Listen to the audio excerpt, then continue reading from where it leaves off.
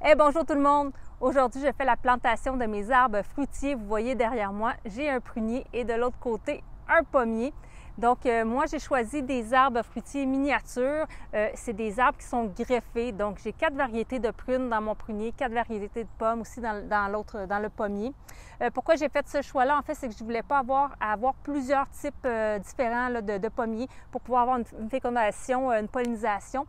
Donc, à ce moment-là, en ayant un arbre comme ça qui est greffé, dans lequel il y a 4 variétés, à ce moment-là, il devient auto-fertile. C'est pourquoi je les ai choisis. Ils vont rester petits, donc je n'ai pas besoin d'avoir beaucoup d'espace pour pouvoir les mettre. C'est parfait pour les petites surfaces. Donc, j'ai fait l'achat de ces arbres dans une pépinière non loin de chez moi. Et puis, par contre, quand j'ai acheté les arbres, ils sont venus en contenant, en pot, mais ils venaient juste d'être mis en pot, donc ils étaient à racines nues avant d'être mis en pot. Donc, j'ai dû attendre environ 10 semaines avant de pouvoir les mettre au potager. Sachez que les arbres fruitiers, vous pouvez les mettre en terre n'importe quand dans la saison. En fait, il n'y a pas de problème, mais l'idéal serait l'automne et le printemps également quand c'est plus frais. Donc, ce n'est pas l'idéal de les mettre en terre dans les grosses chaleurs. Là, moi, je les mets en plein été. J'ai choisi la journée la moins chaude de la semaine, même si c'est quand même assez chaud. Et puis, au moins, mes arbres sont relativement à l'ombre, donc on est plutôt bien là aujourd'hui. Quand on va les mettre en terre, là, comme je vais faire là, ça va être important de bien arroser le plant avant de débuter, avant de l'enlever de son pot. Et après ça, de garder aussi la terre bien mouillée là, les quelques semaines là, suivant la plantation. Donc, moi, j'ai acheté il y a un moment, mais ce que j'ai fait quand même quand je venais juste de les acheter, j'ai déjà fait mon trou. Donc, un trou de plantation, ça devrait être environ 2 fois la largeur du pot et environ 1,5 fois, 2 fois également la profondeur, plus 1,5 fois à ce moment-là la profondeur, pour s'assurer quand on va mettre le plant en terre que ça va être bien meuble tout autour et que les racines vont vraiment pouvoir bien s'étendre dans une terre bien meuble, donc non compactée. C'est pourquoi on fait un peu plus large, on fait un petit peu plus profond également. Donc, moi, c'est déjà fait. J'ai mis mon pot directement en terre, donc il est resté dans le pot, et j'ai mis de la paille par-dessus pour bien protéger le tout et pour que quand j'allais être prête, comme aujourd'hui, pour pouvoir les mettre en terre, mon trou, il est déjà fait, il est déjà prêt à ce moment-là à planter. Alors, je vais vous montrer ça d'un petit peu plus près, ce trou-là.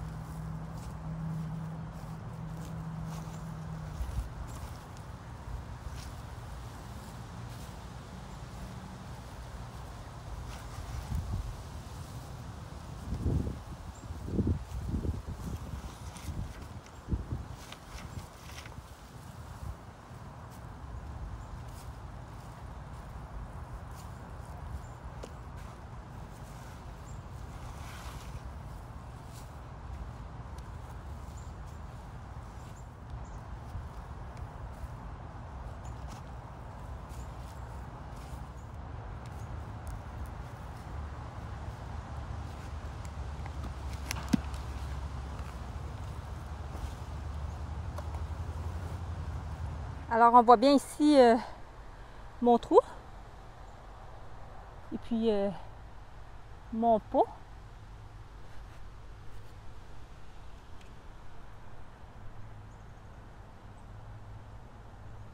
Donc, comme je disais, un prunier 4 en 1. Et puis, je vous montre ma terre d'origine qui est comme partout sur mon terrain, du sable. Donc, habituellement, quand on va planter un arbre fruitier, on va dire qu'on met environ 1/3 de compost, 1/3 de terre d'origine et environ 1/3 de mousse de tourbe parce que les arbres fruitiers aiment bien l'acidité. Par contre, moi, je ne vais pas mettre un tiers là, de ma terre d'origine comme il s'agit du sable. C'est déjà beaucoup de sable dans le fond parce que du sable, c'est extrêmement drainant. Donc, c'est bien quand même parce que ça va drainer l'eau. Les racines ne vont pas être trempées dans l'eau. Par contre, c'est très pauvre du sable. Hein, ça ne retient pas les nutriments. Donc, moi, ce que je vais faire, c'est que je vais remplir mon trou à ce moment-là de compost forestier. Et au fond du trou, ce que je vais mettre, c'est des mycorhizes, en fait, sur les racines ici de mon arbre. Je vais mettre environ une tasse et demie là, pour la grosseur de mon pot, environ une tasse et demie, 2 tasses de mycorhizes pour vraiment stimuler la croissance, augmenter aussi l'implantation, donc que ça soit plus facile de bien s'implanter, que les racines puissent bien entrer dans le sol, bien s'ancrer. Donc, c'est ce que je vais venir faire au fond de mon trou. Donc, je vais mettre un petit peu de compost, je vais mettre mon pot, je vais vous montrer ça. Par la suite, je vais remplir de compost forestier. Et puis, bien entendu, ce que je vais faire à l'instant, c'est de bien mouiller mon pot. C'est très important que la terre soit bien mouillée avant de le dépoter et avant de le mettre en terre. Et après ça, de bien également arroser à nouveau. Donc, je vous montre ça dès maintenant.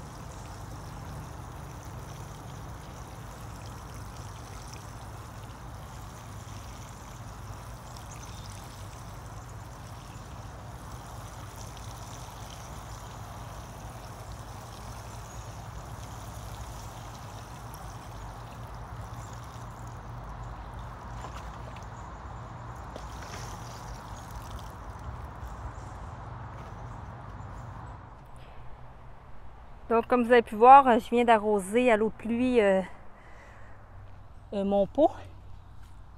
L'idéal pour l'arrosage, c'est si vous aviez, par exemple, une grosse chaudière ou une brouette encore que vous remplissez d'eau et à ce moment-là, que vous faites tremper directement le pot dans l'eau, ce serait l'idéal, puis que vous sortez le pot quand il arrête de faire des bulles, parce que les bulles, c'est de l'air. Dès qu'il n'y a plus d'air à l'intérieur, c'est qu'il y a de l'eau partout, puis à ce moment-là, qui est bien imbibée. Donc, ce serait vraiment ça l'idéal. Par contre, je n'avais pas de contenant assez gros. J'ai ma grosse brouette, mais que j'ai utilisée là, pour mettre mon foin à l'intérieur. Donc, à ce moment-là, moi, je l'ai juste rempli comme ça. J'ai mis beaucoup d'eau. Si vous n'êtes pas certain, mais à ce moment-là, vous remplissez une deuxième fois, là, une deuxième arrosoir, pour être certain que c'est bien mouillé tout ça. Mais ça serait quand même ça l'idéal. En attendant là, que le tout s'imbibe d'eau, je vais vous montrer le matériel que je vais utiliser là, pour faire ma plantation. Donc, j'ai tout étalé ici. Donc, premièrement, j'ai un tuteur que je vais mettre pour tenir mon arbre droit, pour empêcher aussi quand il va y avoir, parce qu'au Québec, il y a beaucoup de neige, donc empêcher qu'à ce moment-là, que la neige fasse...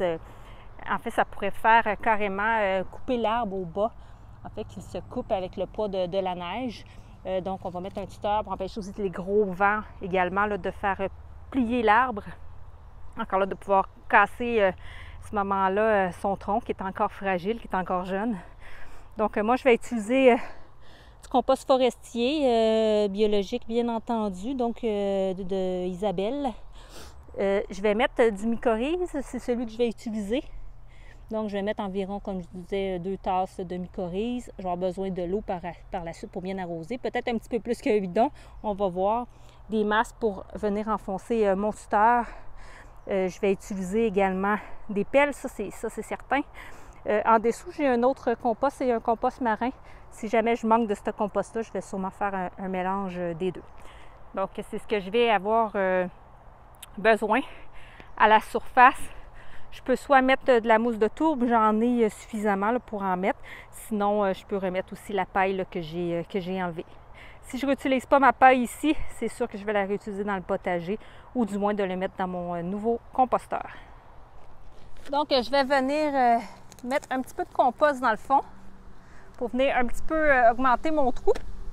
Parce que le tronc ici, je vais apporter ça plus près, il va falloir le mettre environ à 5 cm au-dessus du collet. Donc, il ne faudra pas que le collet soit complètement enterré, surtout qu'il y a une greffe sur cet arbre-là. Bien là, les greffes sont un petit peu plus haut. Et quand on a des arbres greffés à ce moment-là, c'est important de ne pas enterrer la greffe. Mais n'importe quel arbre, on va le mettre 5 cm au-dessus. On voit qu'il y a des petites racines. On va peut-être les mettre un petit peu en terre ou les couper tout simplement. Mais 5 cm au-dessus. Donc, il va falloir, bien sûr, comme j'ai creusé environ une fois et demie la profondeur de mon pot, je vais devoir le monter un petit peu. Donc, un petit peu de compost dans le fond.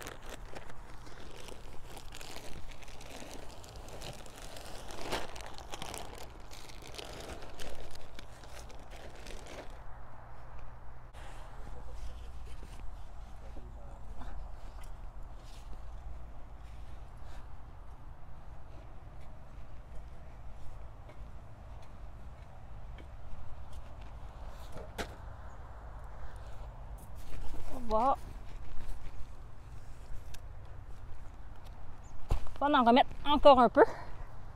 Je vais mettre du compost marin parce que je vais manquer de compost forestier.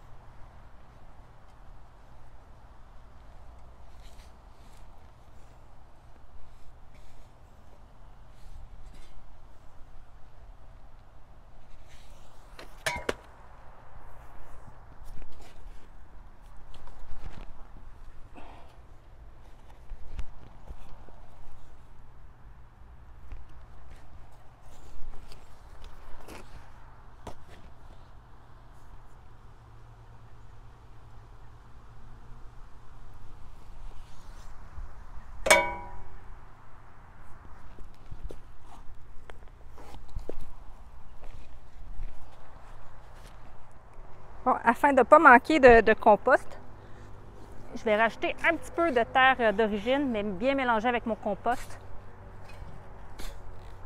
Sinon, je vais en manquer pour le remplir parce que j'ai aussi un autre arbre fruitier à faire. Là, je vais bien mélanger le tout.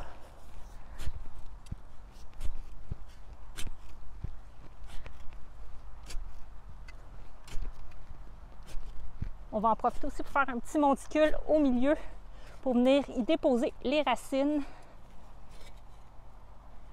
Pour pouvoir étaler après les racines tout le tour.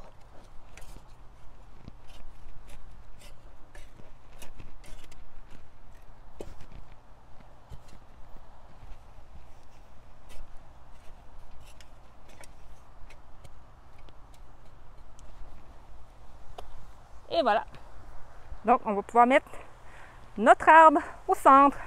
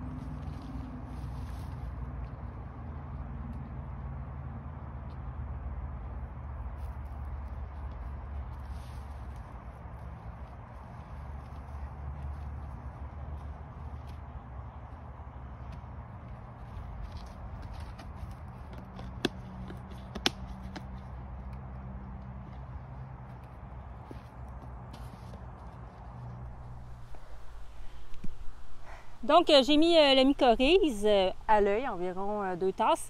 Je l'ai mis aux racines, donc en dessous de l'arbre. Vous pouvez le mettre aussi directement au fond du trou, c'est comme vous voulez. Puis maintenant, il va me rester à remplir de compost. Comme vous pouvez voir, mon trou est un petit peu plus grand que 2 fois la grosseur de la motte. Donc, ça va me prendre beaucoup de compost. Alors, je vais mettre ça tout de suite.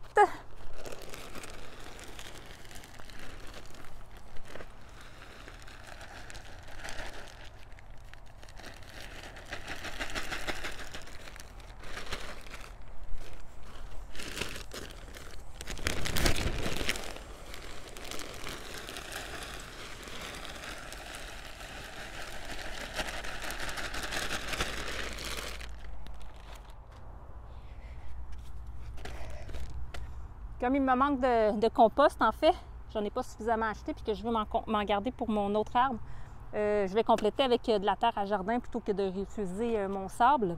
Donc, je vais mettre la terre à jardin puis je vais faire un paillage par la suite avec de la mousse de tourbe qu'il me reste de quand j'ai planté mes bleuets.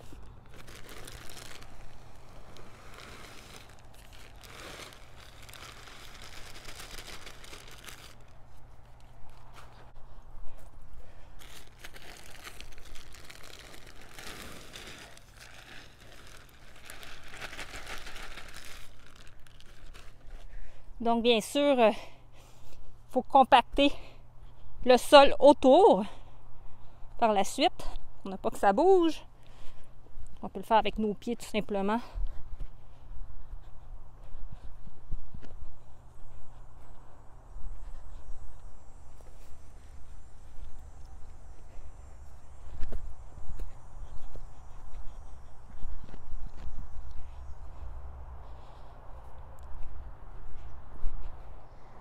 Donc, avant de continuer à mettre ma terre à jardin, on va mettre un tuteur. Donc, habituellement, le tuteur, ça va être recommandé de le mettre au nord-ouest, en fait, dans la direction du vent. C'est sûr qu'ici, moi, là, je suis entourée de forêt, donc il y a moins de vent dominant là, du nord-ouest, mais on va quand même le mettre au nord-ouest, donc ce côté-ci du plan. Habituellement, il ne faut pas le mettre trop loin, hein, le tuteur de l'arbre, on dit environ 10 cm. Moi, je vais le mettre là, après la butte, bien sûr, là, pour ne pas endommager les racines. Donc, il faut le mettre à minimum 30 cm, environ un pied. Vous pouvez le mettre plus profond également, c'est sûr. Puis, on dit qu'on va mettre aussi à peu près le tuteur aux 2 tiers là, de l'arbre. Donc, et puis, par la suite, on va attacher, bien sûr, l'arbre au tuteur.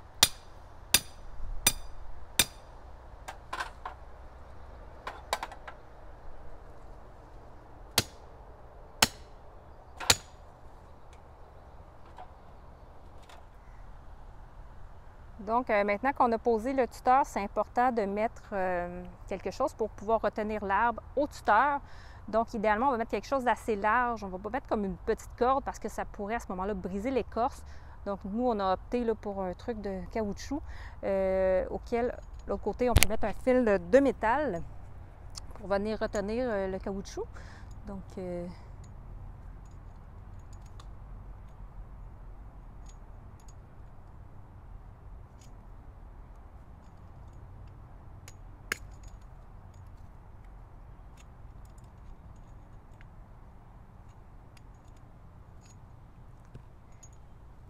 on va venir rattacher sur le côté de l'arbre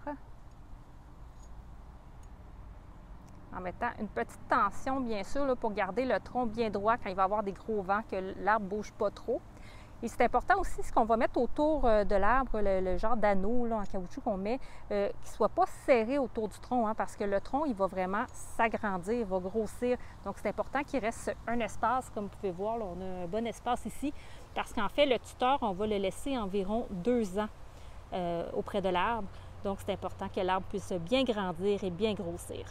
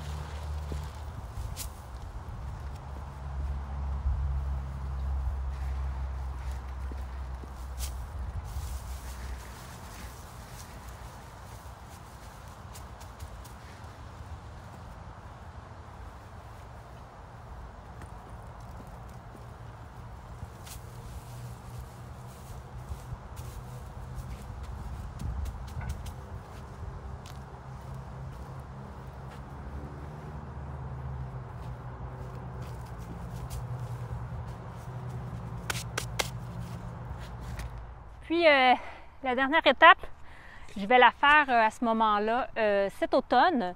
Je vais venir fendre un tuyau de drainage comme ça ici. C'est un tuyau de drainage qui est perforé pour laisser passer l'air et je vais venir le mettre au tronc de mon arbre. Ça va le protéger notamment pour la neige, mais principalement aussi l'hiver contre les petits rongeurs qui vont commencer à avoir faim et qui vont vouloir venir manger cette jeune écorce ici. Donc, on met à ce moment-là un tuyau de drainage comme ça qu'on va par la suite là, enlever au printemps prochain. Donc, j'espère que vous avez apprécié cette vidéo, que vous avez trouvé ça instructif. Si jamais vous avez des questions, vous n'hésitez pas à mettre des commentaires. Ça va me faire plaisir de pouvoir vous répondre. Si vous avez aimé, vous pouvez me faire un pouce, ça va me faire plaisir. Abonnez-vous si ce n'est pas déjà fait parce que je publie régulièrement des nouvelles vidéos. Puis si vous enclenchez la cloche à ce moment-là, vous allez être informé de mes nouveaux contenus. Alors, je vous remercie et je vous dis à une prochaine vidéo. Merci, au revoir!